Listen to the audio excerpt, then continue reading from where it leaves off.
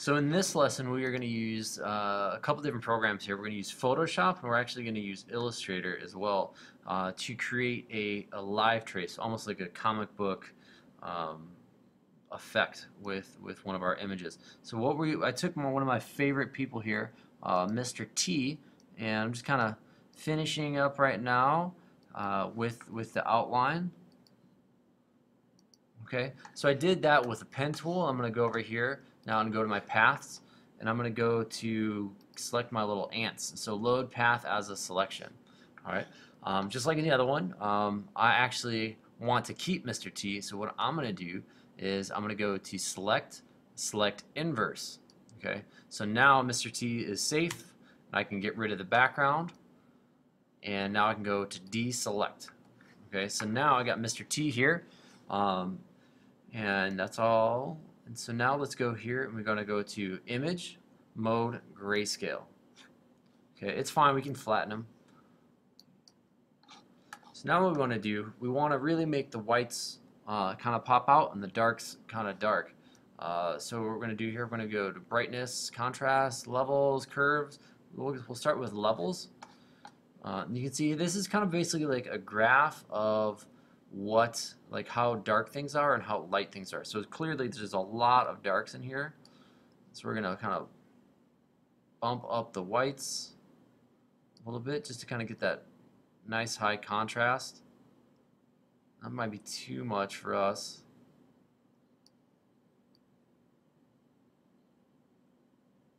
We'll see how this goes. We'll see what happens here. Alright, so we got some pretty brights and some whites. Alright.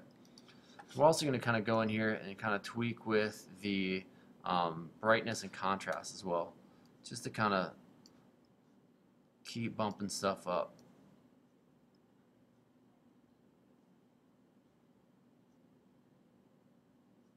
You might even have to come back in and mess with this a little bit later, just to get that just that right image quality that you're looking for.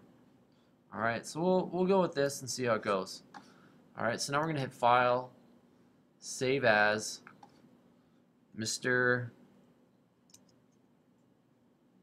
T Test.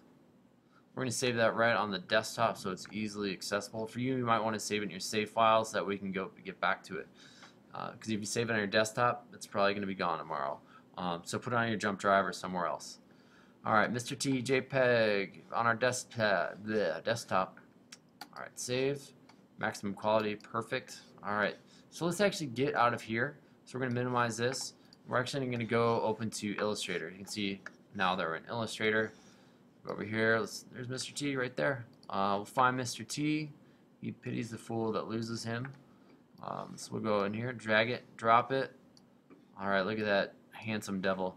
So now, because it is a JPEG and a raster image. Remember, raster basically means that it's made of pixels, where where a vector image is made out of curves and math. And so that's actually what we want. So that way we can resize this guy to be really, really big or really, really small. Because who wouldn't want this on the hood of their car? So let's go here. If we click on it, it automatically brings up this new menu. Which includes live trace, and that's actually what we're going to do. So let's just click on it and see what happens. Oh, that's a pretty good Mr. T right there. But let's see what some other options are. So if we go to presets, this gives us a whole list of different things here. So I'm going to go to presets. Maybe let's check out lettering and see what it looks like. Okay, so lettering gives us a little more detail. I kind of like that last kind of more comic booky look to it.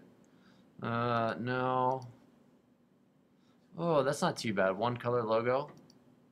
Let's try a black and white logo. Sometimes that works pretty well too.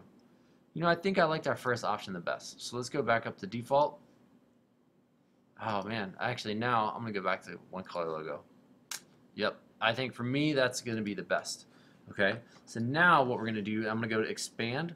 So this is really going to make that conversion from, this is kind of like that last step from going from raster to vector. Raster, vector, raster, vector. Okay, expand. Alright, so now you can see it has a whole bunch of different points on it.